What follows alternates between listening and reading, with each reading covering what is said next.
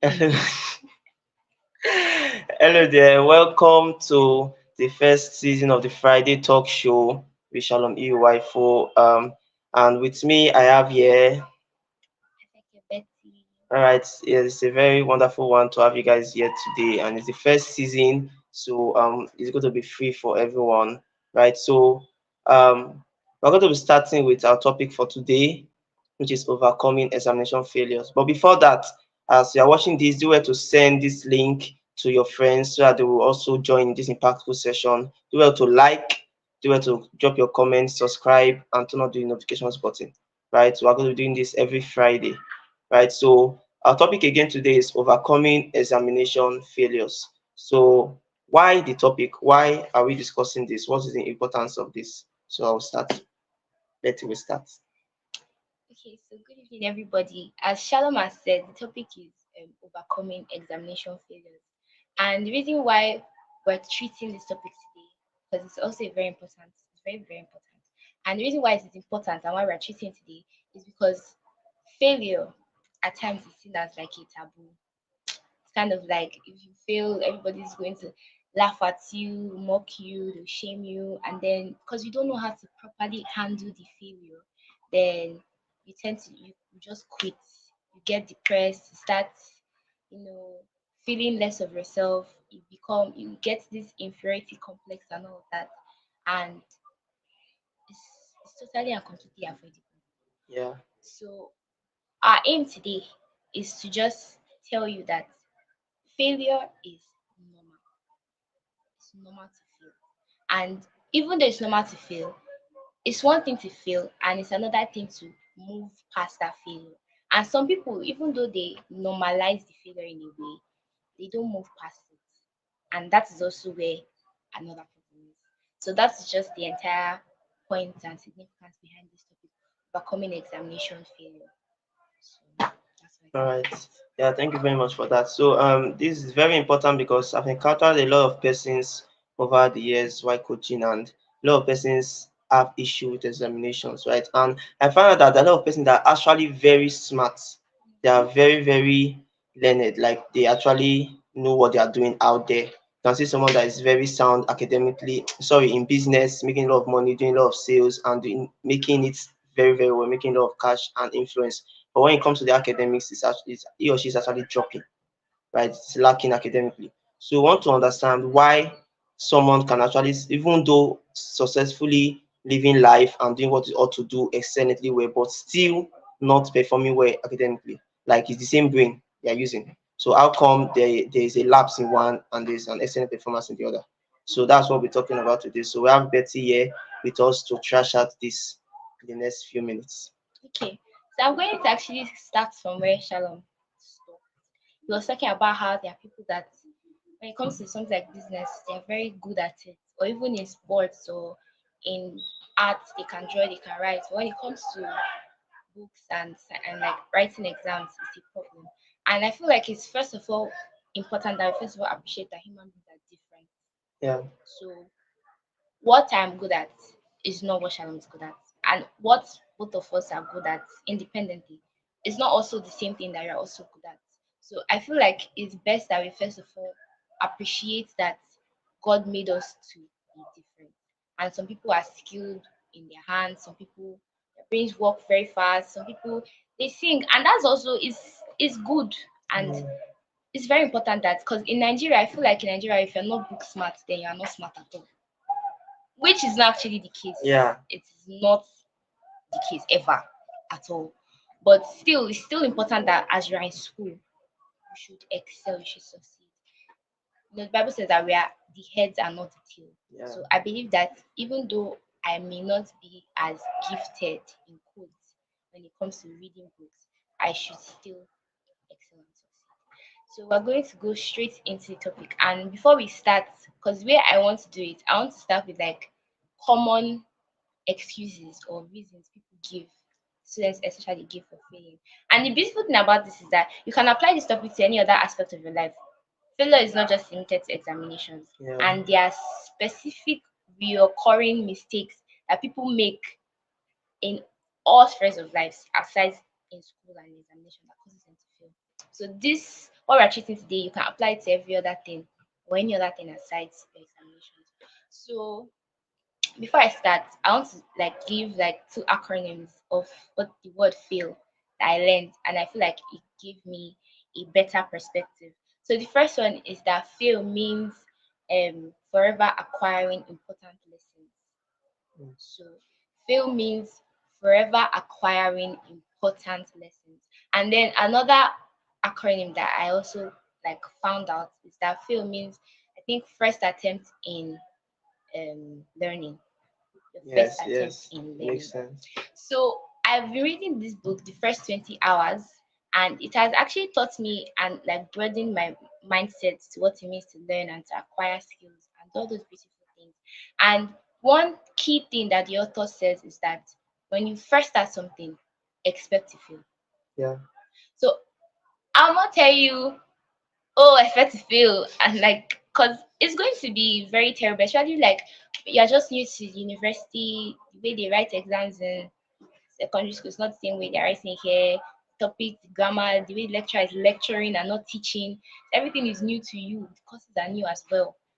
I'm not telling you that you should fail, but I'm telling you that it's actually quite normal if at the beginning of it all you fail. yeah, And I think the main point of these two acronyms I just gave to you is that failure should be seen as an avenue to learn. So, okay, I didn't pass this test well.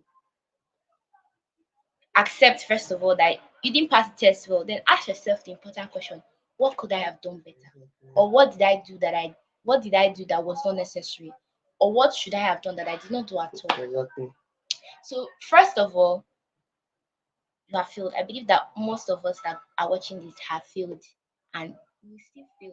I'm not saying it as a bad thing, no, but it's just the truth. Yeah, just get the It's just the context. truth. And sometimes it's not like you did not do anything. Sometimes you can actually do everything that you feel like you're supposed to do. You can actually put in all the effort, and at the end of the day, you still fail as well.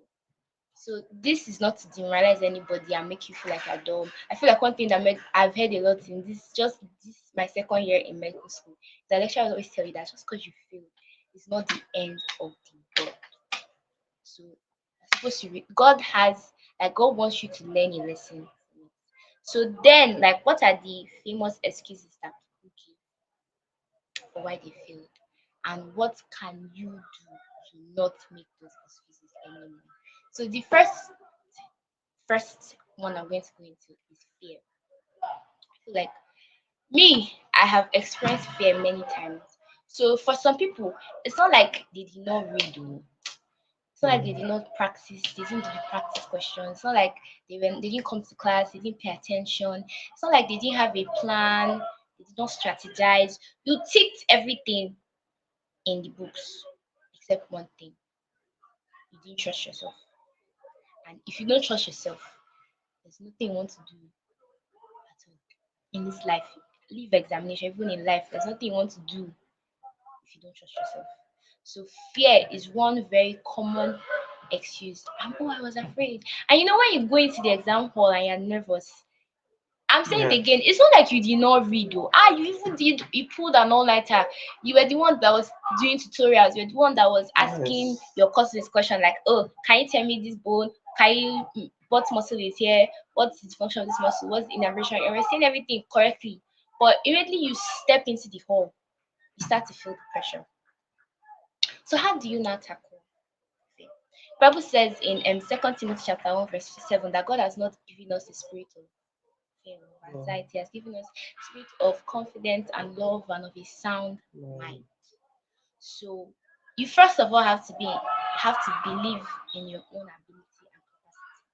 And I refer once again to the book that I've been reading, the first 20 hours. And there's a way the author says it that the human mind is like plastic. And one beautiful thing about plastic is that plastic is elastic, so it can stretch. But the beautiful thing about human mind is that when it stretches, it doesn't go back to its yeah, original position. It has changed forever. So you already have that innate ability to do great things. But the one thing that will limit you is your mindset. And if you have the mindset of fear, then you're already hindering yourself. Fear is just like term it like you're in shackles, you're in bondage. You're not allowed to grow further when you are in fear. So you first of all have to believe in yourself. If it means you doing affirmations every day, I am bold, I am smart, because Bible says I am this, I am that. You personalize it and internalize it, and there's everything will become easy for you. Mm. We're not saying you should be proud or overconfident, but you should trust yourself. Mm. Trust in yourself. Trust in yourself most especially is important, but also trust in God, because the God in you is the one who strengthens you to do all things. And if you claim to have that God in you, if you claim that God can do everything and anything, if he's in you, it also means that you can do everything and Yeah. anything. So you should trust in God and then trust in yourself. So I've tackled number one, fear. So what now happens to people that don't have fear, but they still failed? Mm.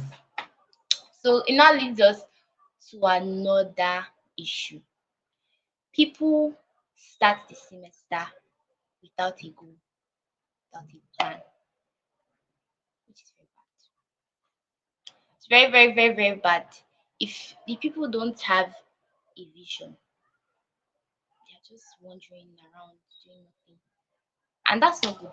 You didn't come to school to just be moving like, permit me to use the word anotondo, or someone that doesn't know what he's doing.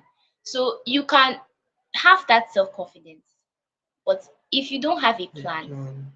then, and it's not just having a plan. If you don't write down the plan, Exactly. then Bible says write the vision and make Make it it plain. plain. The reason why God was telling him to write the vision was so that in the long run, when people are beginning to have doubts or when people are beginning to question, they can return back to that tablet where the vision is and read it and feel confident again.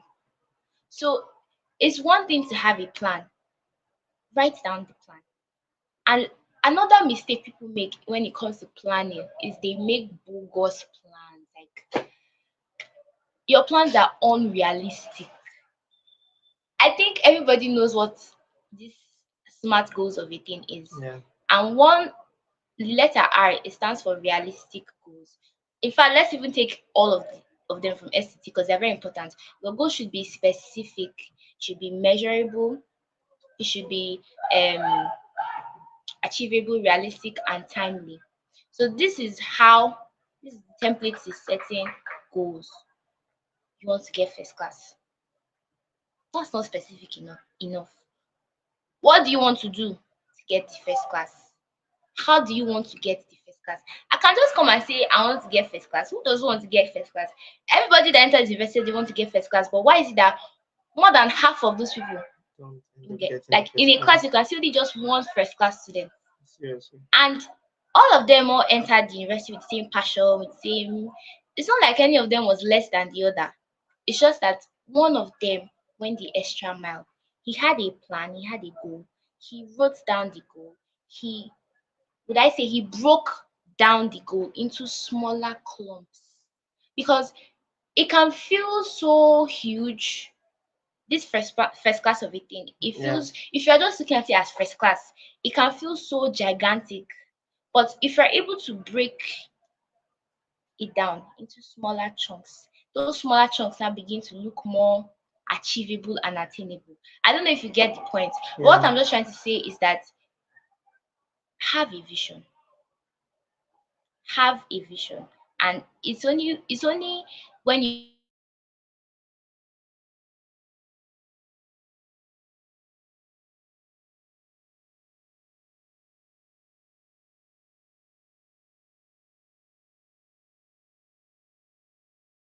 What I'm saying is that you have a plan. In this course, I want to get this score. And you have a plan.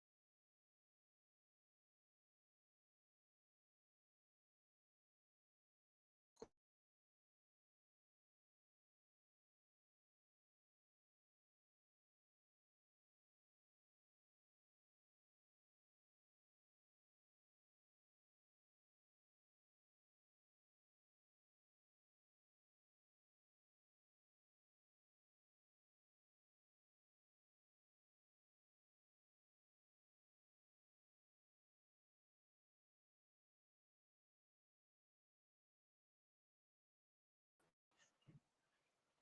Okay, we're back. Hi, Do sorry for apologize. yeah. Okay, so and when she was saying that, actually reminded me of someone that I'm coaching, someone who started under my coaching recently, right? So I was talking to her about this getting first class stuff, and I also let her know that you need to actually first of all you have a plan, right? I think this is glittering. Let me just. I think it's okay. All right, so you need to have a plan, right? And let's say I taught her something called the law of three, right? So you bring out what, let's say, bring about a short-term goal, a long-term goal, preferably now a short-term goal, right? You write down all you want to achieve, let's say in the month of May, right? You write everything down one after the other. Make sure you pen down everything on paper, and also give her that scripture. That's if it's just like a coincidence. Give her that scripture because it's very, very important. Write them down. Write them down. So when you write, let's say you have 10 things you want to do this month, write everything down. Or you have 10 things you want to do this semester, you write everything down. And then when you look at everything, you pick, you look at everything and you just say within your mind, if there is only one thing I can do among all these 15, that if I do it, I will know at least if due to some reasons, let's say the world ended and I was not able to do the others, I was only able to do this one, I will feel satisfied. I will feel that yes, I actually did something worthwhile. That thing that is most important. And you can only pick that thing that is most important when you wrote everything down. Then you can put through everything and then you know which one is more important. You put that one down, right? Yeah. And then you go through it again and say, if I'm only able to do two things, what is the second most important? Because a lot of persons have a lot of things not to do, let's say for this semester, and then they start up with the one that is, let's say, that is not very, very important. And what the effect of that is that I know it's nice to do the easy ones first, but the effect of that is that you may end up wasting time on the little ones that you don't get to do the ones that really matter. And I use this as an example. If you're fitting WAEC and you know how WAEC is, they set let's say 15 questions to answer 12, to answer 10. The first session is 1 to 8, you have to answer 5. The second is, I think, 9 to 12 or so, you answer under 5, right? If you always say answer the simpler ones first, the easy ones first. But if you look at it, the one that is from number 1 to 8, you have to answer 5 from, each of them are 3 marks, Mm-hmm. right? And they are very, very easy. You can start them within 5 seconds, sorry, within 5 minutes, and you're like, yes, I've covered 5 questions. Literally, you've only answered 15 marks. That is if you get everything correctly. And then the one that is now difficult, each of them 15 mark. So you can literally answer all of that, and then due to time, let's say you wasted time on those ones, you only have, let's say, 15 minutes left. Even if you get all of that correctly, you've only got 15 marks. Someone who now starts with that hard one, and let's say out of the 5, he answers 3 correctly. The person has gotten 45. The person did 3, you did 5. The person has gotten 45, you get 15. So yes, doing the easy one first is important, but some cases you have to do the most important. And I told her you have to differentiate you have to differentiate between an important task and an urgent task. Not all things that are urgent are important, right? You need to focus more on the importance. So when you have written down the second one, which is most important, you also do same for the third. Once you have gotten those theory things, which is called the law of theory, you now apply the ABCDE method, which is the step-by-step, day-to-day planning to achieve those goals that you wrote down for a month, right? So you first work on those theory, and then you practice what I call creative procrastination on the rest. Because you know what that stuff they say, jack of all trade, master of none. Yeah. If you want to do all, let's say you have 15 goals together for that month, you want to do all 15 at once, you end up probably not even completing one. But when you start with one, you finish that, enter the second, enter the third. When you are done with that, you will feel very satisfied and you will feel more, you have that juice, that Energized. energy, you'll be energized to actually go for the next, the Because other you're one, because seeing yes, you are seeing the results. result, exactly.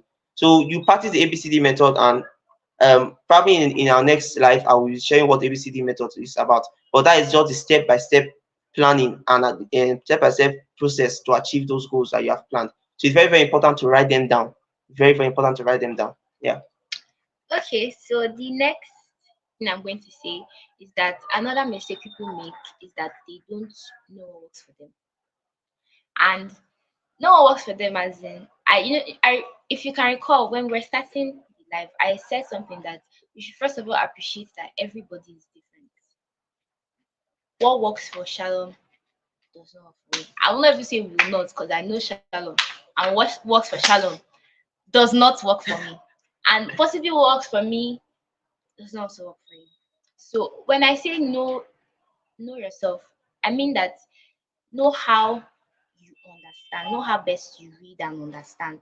So some people can just glance at the textbook. They are so blessed and so gifted that they don't even need to struggle for like within 2 hours. Photocopy memory. They Oh just God. read and they just or they don't even need to open their books, they just listen in class.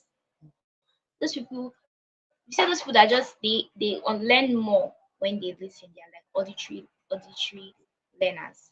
Then there are people that are visual learners. You need to Yeah. see what they are reading. Some people are audio visual learners. You need to see and hear. There are some people that I think they call it kinesthetics or something. They need to have it demonstrated. They need to see Yeah. moving objects and to kind of let it settle into their heads. Some people can work well in mnemonics. Some people you use mnemonics for them, and mnemonics will even make them more confused. So know what works for you. Know how best to learn. Know the pace at which you learn. So that when somebody is playing, you don't go and follow the person to play. Exactly. Because that person that's playing may be one of those people that once you just hear it, it just sticks. But you that's now a slow learner, you need to practice it and practice it and practice it and do a lot of active recall, answer, and even in that process, you will still forget some Forget. things. So know yourself and know what works for you. If you read better at night, plan your day in such a way that you get to read during that period that is Yeah. good for you. If you read better in a place that's quiet, don't try to force yourself and not say, oh, this and that. Know what works for you. So one example I would like to give is that I would like to cite like an example for myself. So the way I learn in such a way that I have to understand every concept. So if I'm reading something and I see a word that is like I cannot place my hands on it, or I cannot freely explain it, I must learn it. If I don't learn it, it disfigures like everything I am learning. Like everything is incomplete because I don't understand it bit by bit. But some people they can just read and they don't really care about it. They'll still understand it. But for me, I won't understand it. Or for another example, I like I'm a visual learner.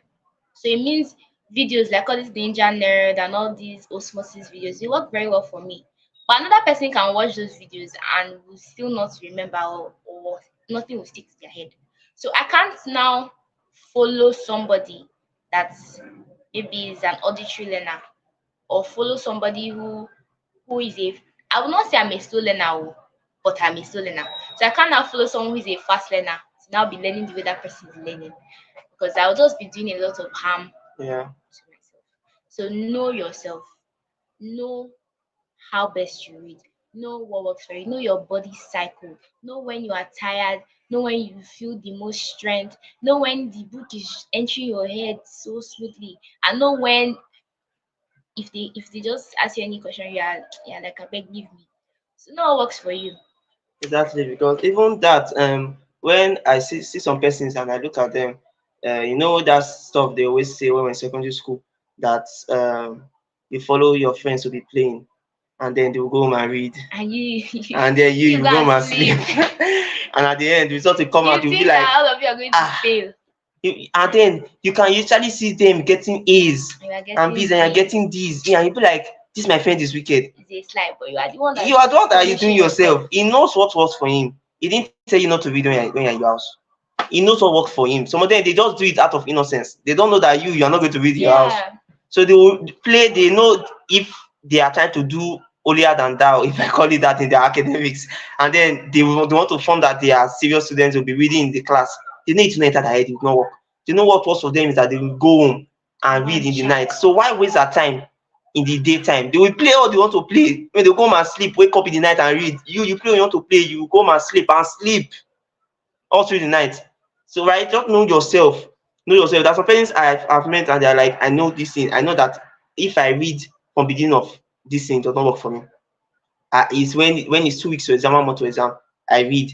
I'll That's pass my dangerous, exam. Shao. You It's guys. very dangerous. It's I never dangerous. advise anybody to do that, but some persons say over the years they've tried It it works for and it them. works for them. But I say no, it doesn't voila. work for you. It doesn't make you a dumb person. Exactly. If it doesn't work for you, it doesn't make you any less of an individual. It's just that everybody is different. Everybody is built in a different Appreciate way. that you are different from this person and work in a way that everything aligns for you. So the next point I would like to bring up is environmental influence.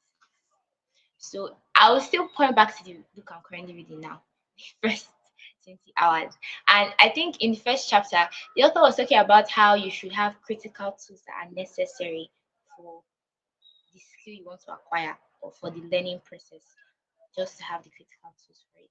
And in the process of having those critical tools, the environment you are in should also be proper enough for you to learn. Yeah. So when we're talking about the environment, I'm talking about both your internal environment and your external environment. And in a way, we have already talked about your internal environment. That's when we have to do with fear. But another thing that people experience is also lack of motivation. People experience that lack of motivation a lot. And I think I watched a video on YouTube one day. You know how God can just decide to just push some videos your way when you're procrastinating, and then somebody just come and be like, "Oh, you're procrastinating," and then you feel guilty. I think that video, the man he's a medical student and he was in his clinical stage. So he was always in the hospital. When he's in the hospital, it's dark, he's tired. And I think the summary of that video was that don't wait till you feel that burning desire, because sometimes that desire may never come. Sometimes you'll be so tired. So if you're now reading based on how you feel, it will be very destructive. But Yeah. I mean, many people don't feel like reading. Reading is not what everybody I'm pretty likes. sure some people will say, I don't feel like it, and they'll carry that, or I don't feel like it until they're in academic danger. They'll not be trying to make one kind of massive comeback and they'll be stressing themselves. And they will learn it, even if they pass, they'll learn it just to pass the exam. And After after that the exam, exams. their brain is blank and empty. So don't wait until you have motivation. Although motivation is good, but don't now base your reading and even any other thing you do in life based on how you feel. Because there are days when you'll be genuinely tired. So you will not sit down those days because I'm tired, I will not read. Even if I'm not telling you to read for 3 hours or 4 hours, but at least Open that book. open the book. 30 minutes. It's not a crime to read. It's not a crime to read for 30 minutes. As long as something enters Enter. your brain and it There are sticks. people that read for 4 hours. And it sticks. It does not enter. See, scientifically, it's proven that higher than I think like 5 to 7 hours, if you read, nothing's going to enter your brain. So You know there are a lot of persons that won't boast. They take that as a boast that I read for 12 hours. Is they say everything is in the results. yeah, I feel like it's better that I read for 30 minutes and it sticks to my head than I read for 12 hours, and out of those 12 hours I still just spent, it was only just 30 minutes out of those 12 that you hours actually that I read. learned something. So don't wait for you to feel motivated, because there are some days that motivation will never come. So on those days, you just end up procrastinating and you'll be giving excuses. And technically, it's not be like those excuses are just light excuses. It might actually be like really understandable excuses. But the more you make excuses and the more you lose consistency, the easier it will be for you to just flop. So don't wait for motivation. And another way you can even get the motivation is from your external environment. So I come back and I'm tired, but my friends, yeah, they are reading. There's no way, trust me, there's no way you stay in a room where people are constantly reading and you be pressing your phone. That reading It's spirit must not enter you. possible. It's not possible. There's no way you will stay in a room and people are reading. People are serious, and it will not also rub off on you. Because even at some point you feel like you're serious with your life. Yes. Like you it's as if for straight 1 week you are sleeping and you're seeing your I kids see just people reading. You reading. be like, am I wasting my parents' school fees? If you make it feel so unserious and you need to just carry that book and just start reading. So your external environment can actually condition the way you now feel can actually give you that motivation. Even your social media self can be a means of motivation for you to study. Yeah. There's a way the algorithm works. It's the pages and the posts and the views and the what they call those things, the shorts Yeah. that you view. Those are the kind of content that will keep popping up. So if even though you are on your phone chillaxing, you are still getting somebody is coming to explain this particular thing to you, Yeah. or you are still having quizzes. I think there are pages that actually ask questions for you to learn. So even those things can give you motivation. The way your room is can motivate you to read. If you are staying in an environment that is cluttered, like your place at this place dark, there's a foul smell, your bed is like everything is just your room is just scattered. You will not feel like reading. You will not feel like reading. That's why you notice that there are some people that when they want to read, before they read, they will first of all clean Yeah. their room. Because your external environment there kind of shows how your mind is. So when you Yeah. are decluttering that your room, it's like you're also decluttering Your your mind. mind and like freeing it up. So in essence, what I'm just trying to say is that your environment plays an important role as well. Environment also in the sense that there's this popular saying, show me your friends and I'll tell you who you are. Thank you very much for that. And I believe those of us that are watching, please, if you have any questions, we'll be rounding up very soon. If you have any questions, just drop it down on the comment section and we'll display your question on the screen so that we will attend to it immediately. So if you have any question, do well to drop them on the comment section. And also like this video, subscribe, turn on the notification button if you have not done that, and share it to your friends. Share it to your friends. Yeah, there's a lot of things that are being taught here and you're learning a lot. Don't keep it to yourself, right? Share it to your friends. And even speaking about social media like this now is actually something that will It's motivate someone out motivating there. you, yes. It's also like motivating you, motivate someone out there to pick up that book and And actually read, read. right? So it's something that is very, very nice. Wow, someone dropped a comment and said, all right, Mona. All right, Mona Efeke. Oh, I think that's your That's my sibling. mother. Your mom, wow. Yes. Should I say good evening now? She's in Nigeria. Yes. Good, good evening, ma. Good evening. Thank you for joining us. This is wonderful. You guys keep it up. Thank you very much, ma, for the Okay, because encouragement. time is going, I think I'll just take the last point I have and Okay. then I'll round up with some Bible passages Yeah, because very we are important. believers and there's nothing that we can do outside the word of God. Yeah. So, lastly, I'm going to talk about something very important, something that's kind of like an epidemic or a pandemic in this our present world, and that is gratification. Instant gratification. So people do things not for the future or for the long run, but just so sorry presently they can feel good about themselves. Yeah. So for the fact that you're supposed to have a test or you're supposed to be reading, you have done your schedule, you have done everything right. And it's actually normal at times that sometimes you just want to pick up your phone and laugh and feel free and be happy because sometimes the sight of your book can be depressing, and I also talk about that too. Can be depressing, but you should have a mindset that you are not searching for instant gratification. That's why we say it's important that you write down your plans, you have Yeah. goals and you have visions, long-term goals as well, so that you have already pictured the person you want to be. You have already pictured that you want to be wearing your graduation gown, you want to be the one that is coming out first class, top of the class, you want to be receiving awards, you want to just succeed. So somebody say very depressing, but we fight. We fight. Yes, you fight, and Yes, that sir. is why it's important for you to have a vision and to have that set and goals. So on those days when it feels like you are craving instant gratification, you can go back to that book you wrote those plans. You can recall that vision you had, and then just like that, you move. And another thing that will also help is that you learn to love what you're doing. I think there's Ecclesiastes 9 verse 10 also. It says, Mm. whatever you find your hands for to do it well. It will. And there's something that my father will always say. I can remember it so clearly when I was younger and we used to do morning devotions. Is that a man that does something well is a man that loves what he's doing.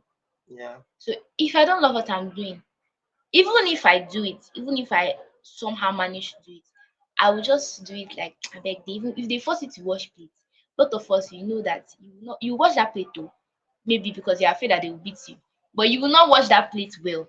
In fact, in the process of you washing the plate, you might even end up breaking a plate Exactly. out of the anger, out of the fact that, oh, they are forcing you to do this thing. So first of all, you must fall in love with what you are doing. Fall in love with your books. Love your books. I don't know, just try and build. If you can fake, if you can force yourself into loving somebody, you can also force yourself into loving your books. Yeah. Be interested, even though it seems boring, even the lecturer is very somehow, even though the lecturer is strict, they have told you that nobody will ever pass this course, and you're like, oh, so what's now the need? Fall in love with what you are doing. Fall in love with your books. Fall in love with that subject that is, even if you is hard, every day you can just wake up and say, I love this course. Like for me now, I can wake up and say, I love anatomy, I love biochemistry, I love physiology, I love public health. So even though the thing is doing me, is drawing me, is doing me somehow, every day I'm confessing it that I love this subject. And Yeah. gradually, you somehow just find yourself loving it. So approach your books not that as your books being your enemy, because I feel like that was also another mistake that people tend to make. I don't know where it comes from. Maybe it is the approach that some people's parents have in trying to like push them to read, but it now makes you feel like your book is your enemy. Yeah. Your book is not your enemy. In fact, knowledge is power. So be happy to learn. Cultivate that habit that you're always happy to learn. Yeah. Books aside, even in life, people that achieved more were people that were excited about learning. Learning.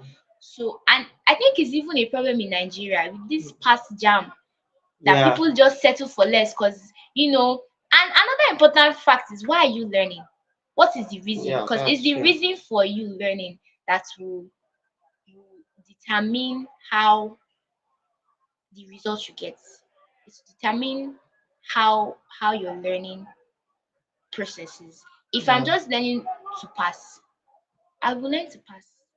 But the things I learned will not stick because I was just learning to pass. And at the end, you can't even defend it, You especially can't especially defend if you are your, reading a medical professions. You are yes. dealing with people's lives. If I, and You not even just say medical profession, anything you are learning, anything, yes. End up learn there it as if to it's only know it. Don't learn it to pass.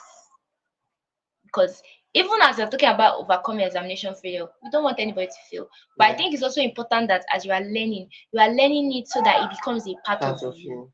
so that you can freely speak about it or this, even though you feel like that topic is not necessary. Like there's a time I felt like quadratic equations, they're not necessary, and I may possibly never use it in my life. But in a case where I am talking with mathematicians, or I'm seated in a place where they're talking about this particular topic, I will now be looking like a lost person or like a confused person. So in summary, what I'm just trying to say is avoid instant gratification. Avoid instant gratification. Because most of the times it's instant gratification that makes you pull TikTok instead of your book. Because you're Yeah, looking for what will instantly make you happy. And at times what will instantly make you happy may not have any significance after it has made you happy. After you spent 3 hours watching that TikTok, you did not do your assignment, you did not read your book, you have a test tomorrow. In fact, not even you have a test tomorrow. As you're watching TikTok, you've slept off. You did not read for your test. What did you gain? Didn't gain anything. So it all just boils down to trusting yourself, as you have said earlier. Making a plan, like trying to divide that plan into little smaller baby plans yeah, so that the task doesn't seem so overwhelming. It also has to do with your mindset. Don't don't just do it to pass. Do it to understand. Do it so that you have knowledge at your disposal. There's something one of my lecturers will have. Build a database of knowledge. mm, Be happy to learn. And your environment as well. Culture your environment so that it is now favorable for you to learn. Because even if at the end of the day you have that motivation and that willpower to now read, if your room is dirty, as I said, or if you are surrounded in an atmosphere that is choking you, it will be very hard for you to now act on those plans that you have made. So I said I was going to read Okay. A few scriptures. Before that, two questions dropped while you were teaching, so I'll just display the first one here from safety. All right. So it said, to be frank, I think we all want, or majority of us want to stand out as the best, but sometimes sustaining the energy and drive is hard. So do what do we do at that point? Okay, I think I hinted at the Yeah, answer to this question. yeah, I will speak from my own point of view. Coming from me, everybody wants to be the best. Me particularly, I like to excel. I like to be on top. yes, I And can if I tell you that am one. not on top, it doesn't matter if I was one of the highest people in the class. That's not my business.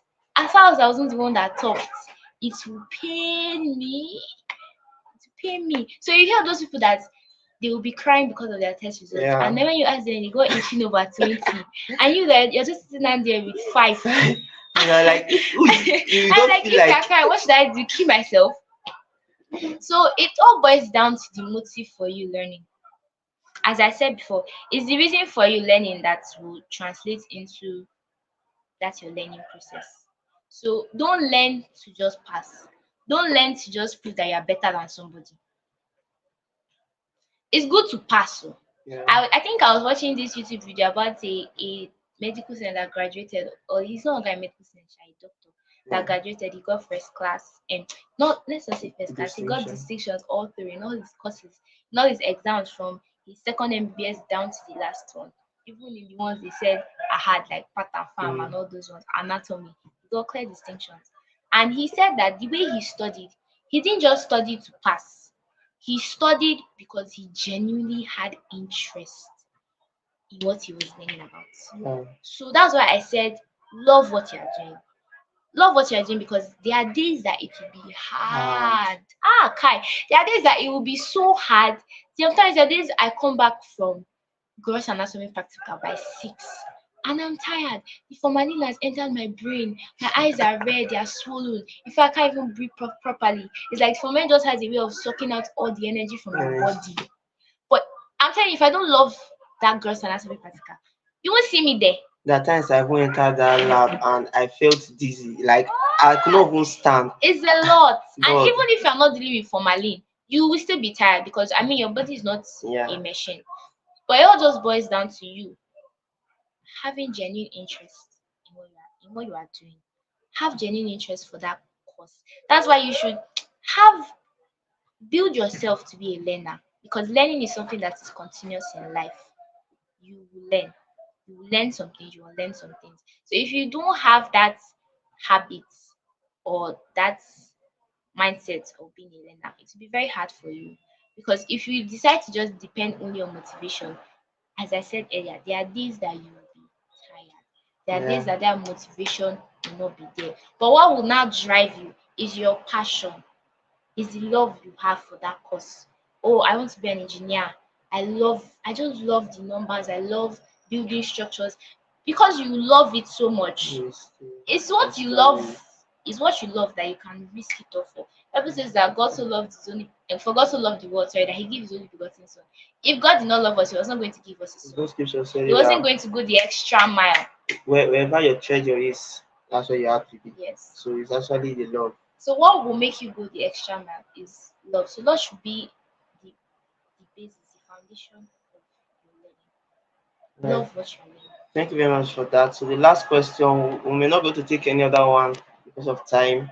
So safety dropped another one. Okay, after doing all these and the result is not results, what approach do we bring to combat the fear of wasted effort? I think I was reading the senior leadership manual. I think both of us are sense of this, not sense this. Yeah, I also saying that. And I think under one of the topics too, it was failure. I think failure was one of the subheadings or topic there.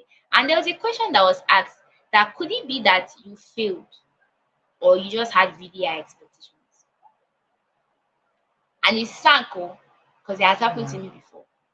It was not that I failed, I just had really high expectations. So sometimes when you fail, you should ask yourself, did I really fail? Or was my expectation just too unreal? Something that was not feasible at all. And sometimes it may not be that your expectation is actually high. Sometimes if you, as you said, you did all this and the result was not resulting, it also means that there might still be a little error. There's something to learn from it. It means that there's still something you can still, not that what we have done is just a summary. There's still Yeah, many other reasons why a people lot. fail. Many reasons actually why people fail. So it's still an avenue for you to still learn. And regardless of whether you fail or not, I feel like another thing that will still drive you to continue pushing forward is the love that you have for the thing that you are doing. Yeah, It's love that you have for the thing that you are doing. If all these great scientists that discovered beautiful things and I created like using wonderful Thomas things, Edison as they example. failed a The guy lot. feels like mad. But if they did not have the passion, if they didn't already have a vision for what they wanted to do, and if they did not trust themselves, they would have they would have given up. Like we do not have lights, we do not have Seriously. airplane. Not even some of the foods that are eating, we would have not even had it because it was some chefs that just stayed in their kitchen and worked day and night to create recipes because they loved what they were doing. You love for So it. even if you fail, doesn't make you any less of a person. And I feel like this is the last question. Yeah, And this question is actually synced to the Bible passage that I wanted to read. that's nice. Let me just open it up for you. Psalms 37 from verse 23 to 24. It says, "The Lord who makes firm the steps of the one who delights in him, though he may stumble, he will not fall, but the Lord upholds him with his hand." I think someone needs to hear that again. Okay, let me read it again. It says, "The Lord makes firm the steps of the one who delights in him. Though he may Yeah, stumble, he will not fall, but the Lord upholds him with his hand." that is Psalm 37, verse 23 to verse 24. So at the end of the day, as we have said, sometimes you will stumble, but don't stay on the ground. Sometimes you may stumble. It's not an excuse for you to now lie down on the ground and say, "Oh, see my life, that's the end of me." you just No, say that's the end of me. no, because people, I've heard a lot of people say it. Oh, just the first test we wrote, you failed. You already want to quit. And Are at you that for point, real? it can be so Are disappointing. you for real? But there was the definition you gave concerning fail. The Yes. first Your first definition, attempt in learning first, and then the second one. was what was it? Let me check. Forever acquiring important lessons. Yeah, Forever acquiring important lessons. I believe that all of us here are believers. Yes, all of us are believers. And we know that we have the Holy Spirit. And this these verses we just read, it's just telling us that even though we stumble, God will not let us fall. oh, We have a Father that's very intentional about us, and God wants you to succeed even more than you want yourself to yeah. succeed. Like is that intentional about you, even more God than your wants even intentional about more. yourself. He wants you to succeed so much more because when you succeed, it is His light that is shining, Yeah, and you are giving people the avenue to say, "Oh, this is somebody that follows God, and he's doing well." And it's like calling other people to you. So just always remember that you are not alone, you are not forsaken. Because you feel doesn't mean that God hates you. You hear? Doesn't mean that God it's hates you. You are still loved by God. Just let your mindset just change about failure. And even though we are combating you not failing mm, anymore, sometimes you will still. there are But you times it's shouldn't very, take it very, as, very yes, you shouldn't take it as a heart. You shouldn't. It will be heartbreaking. No, what I mean is that you shouldn't now see it as an excuse to quit and just say, "I beg, what is life?" But I've noticed that there are times that inventions are made from some From failed failures, researches. yes. Yeah, like literally they If the just person did not fail, they would have not noticed that one thing that changed the entire position. I believe I've learned a I said lot. a lot. I've learned a lot. And we went beyond our time, Yeah. but it was worth it, I believe. So please, if you love this session, do it to drop a comment on the comment section. Tell us how you felt concerning the session, like this live, and watch out for our next live next week. And I believe we'll be having Betty again with us next week. Maybe. Hopefully, we'll check our time schedule, and I believe Yeah. hopefully she'll be available and then we'll also be getting more speakers as time goes on.